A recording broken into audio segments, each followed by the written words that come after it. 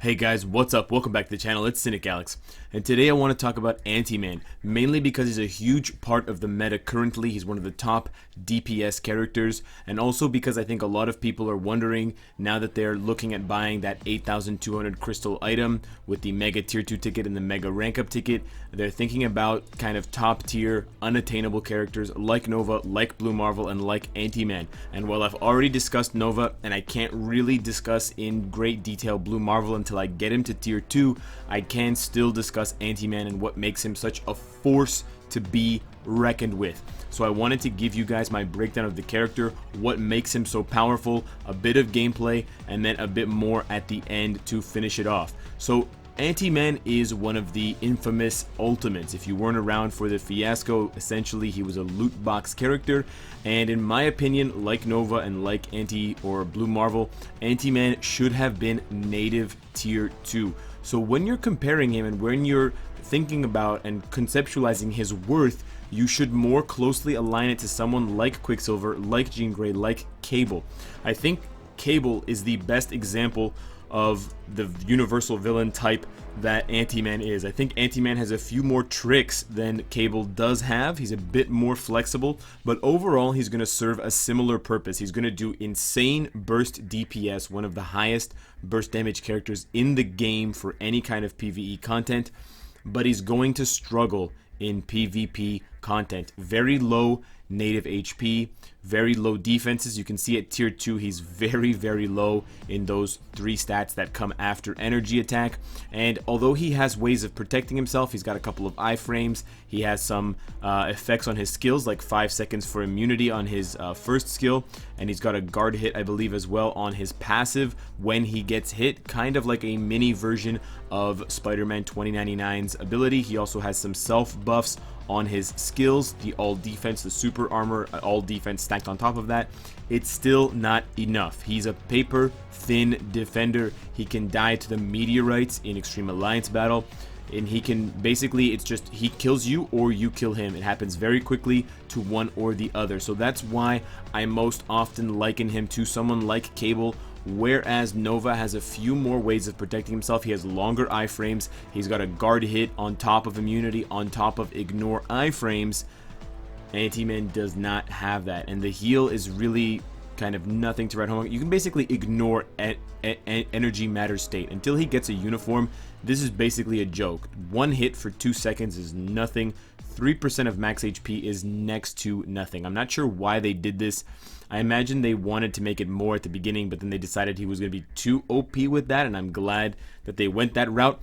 But you should know what you're getting with Ant-Man, and that is why he's rated so much lower than someone like Nova, because of the fact that his defenses are so low and he cannot be relied upon in autoplay mode. So he takes a big hit in something like Alliance Conquest, in Timeline Battle on auto. You don't see him at all in Alliance Tournament, so that should let you know that he is only for manual play, but he excels and he's one of the top 3 or 4 or 5 characters when manually controlled for PvE content. So on top of the skills, I want to go through them very quickly. His first skill has the immunity and has a bit of damage. It's kind of not a cool skill. I mean, it looks okay, but it's got a long windup, so you're gonna want to just cancel this for the effect as soon as it happens. This is also a buff. It's very similar to Sharon Rogers' third skill, so you can look at it that way. His second skill is just a straight up iframe. It's good for defensive purposes. His third skill, again, flashy but long, kind of cumbersome animation. You just want to cancel this out again for the buff. It's very similar in terms of the value that you get for just canceling it to Quicksilver's third skill. We've already discussed his passive. His fourth skill is just like Nova's third skill. It's just like Blue Marvel's fourth skill. It's just like a bunch of other characters' skills where he just channels energy damage. It looks pretty cool. He's got the triangle, Illuminati, and it does very good damage, and this is where you stack your damage proc Obelisk effect. So you want to trigger most of his other skills, like his fifth skill, his third skill, his first skill, and then you just drop on the fourth skill at the end while those other skills are accumulating and their effects and statuses and particles are happening. His fifth skill is a combination of Jean Grey's tornadoes on her fifth skill and Storm's lightning bolts on her 5th skill, and you can even hear the same sound effects. It also applies a stun, which you're not even going to notice because the enemy is going to die, and then it gives him a huge boost. So the kind of agreed upon, or one of the agreed upon rotations for Anti-Man is something like 5 cancel 3 cancel 1 cancel 4. So you just stack everything on the 4th skill and you use the 2nd skill as an escape. You can also do 5 cancel 1 cancel 3 cancel 4, whether you start with the 1 after 5 or 3.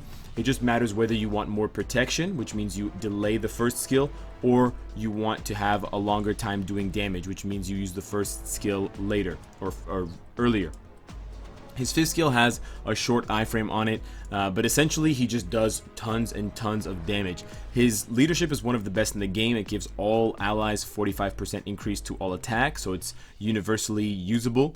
And then his tier 2 passive is insane. He's got 30% guaranteed crit, 20% crit damage, and then he has immunity to cancel effect. Immunity to cancel effect essentially means that he can't be debuffed. So his statuses, his tier 2 passive, his leadership, his buffs on his 3rd skill, those cannot be stripped of him. That's his ability. He has an immunity to cancel effect, so that is another reason that he's good for PvE content, and when manually controlled, good for some PvP content. So a good example of his antimatter energy absorption would be against Infinity Thanos. Infinity Thanos has multiple ways of debuffing you with his pull effect and with the blue orbs that he will throw at you. We're going to go into this match now, and you're going to see that Anti-Man actually doesn't lose his effects when he gets hit by those, whereas other characters, and I'll show you the example with someone like Adam Warlock or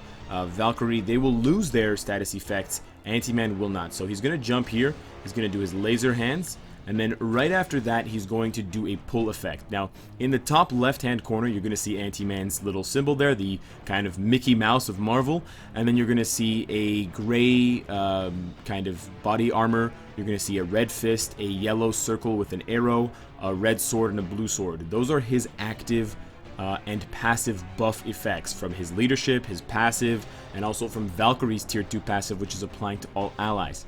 Pay attention to what happens when Thanos uses his pull effect. Ready? See that?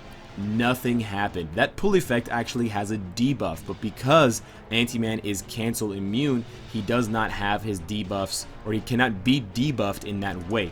Now we'll switch over to Adam Warlock, so you can see the difference here. So now you see a green body armor, a gray body armor, a red sword, and a blue sword in the top left hand corner for Adam Warlock. There's no Adam Marvel. Watch here as he gets hit by a blue ball, and there we go. He's been debuffed, and the blue and red sword are gone, the green body armor is gone, and he's just left with the 2 gray body armors. The 2 gray body armors actually coincide to his guard break immunity, which cannot be debuffed, and his custom gear from his CTP of authority. Those effects will remain, although they won't trigger, they'll just stay gray, but he will not be able to get the tier 2 passive effect from Valkyrie. He lost his immunity to time freeze, and he lost all of his tier 2 passive effects that were buffing his damage up. So that is another thing that makes Anti-Man a good candidate for current and future PvE content. You don't have to worry about getting debuffed. You don't have to bring in a debuff leadership for him. He's still susceptible to things like crowd control, so don't confuse debuff with crowd control. Anti-Man will still get frozen by Doctor Strange, for example, but Doctor Strange's 2nd skill, which normally would remove all buffs, will not work against Anti-Man in the same way that it doesn't work against Odin, even if he's not in the leadership position, because he has the same effect, immunity to cancel effect on his tier 2 passive. So a pretty flexible and interesting character in his own right, but with paper thin defenses, there's not a lot that you can gain from cancel effect. It's kind of in an awkward position. It definitely makes him better against certain situations, but it's mostly PvE content where they would have heavy debuff characters like Infinity Thanos. Not necessarily that it's difficult content, but if they introduce that in the future, or if you were doing World Boss Infinity Thanos, World Boss Ultimate Infinity Thanos, which is more difficult, where he does debuff a lot, and it can be very frustrating at high levels.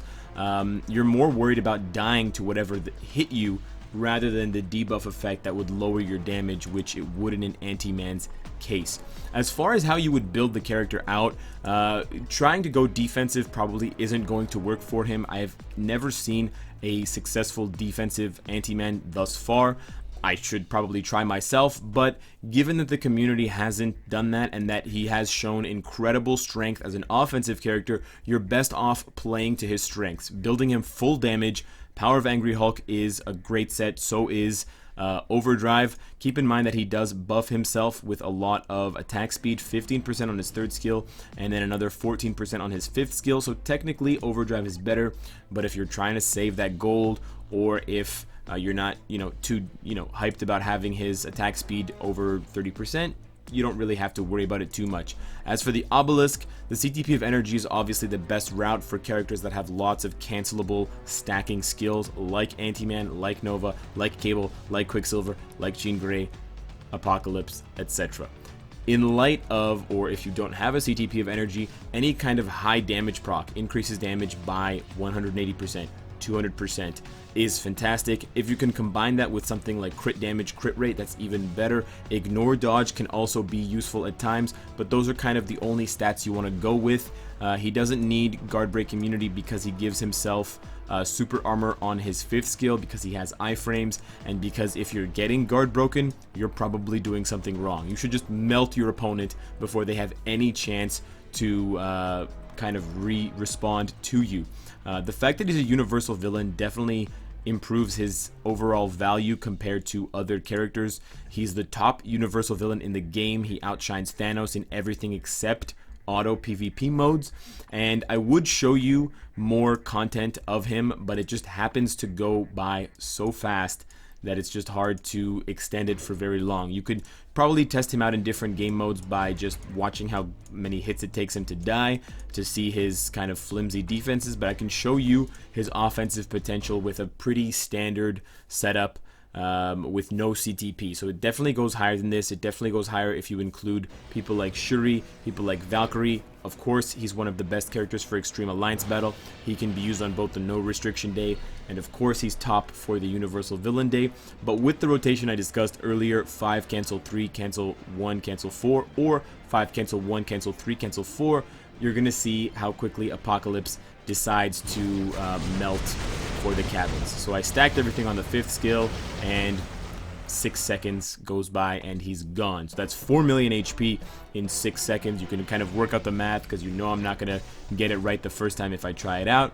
And that is a prime example of why you want to clear Infinity Thanos or Apocalypse every single day that you have World Boss, if you don't need those bonus reward feather chances, because yeah, pretty awesome rewards from clearing the higher difficulty bosses. It's only applicable for Infinity Thanos and Apocalypse. If you want to see more content of Anti-Man, if you want to see just what he's capable of in Shadowland, because I've seen a lot of you show interest in seeing Shadowland gameplay, you can check out my live stream on Twitch tomorrow, or tonight, because I will be doing a Shadowland speed run, and I routinely use Anti-Man anywhere from stage 24 to stage kind of 29. I don't use him on 30, but I guess I could. And he's an absolute powerhouse. He can blitz any stage, a rumble, a wave, a relay, a one-on-one, a 3-on-3.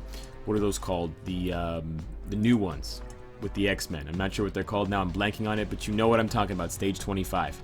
Anyways, that is the scoop on Anti-Man and why you should invest in him if you haven't already. Just keep in mind what I said about his strengths and weaknesses, so you're not disappointed or confused by why people have him and what he's best used for and how he can help your roster. Subscribe if you enjoy the content and you want to support me, and of course, if you like what you see, I hope to see you again tomorrow. Take care.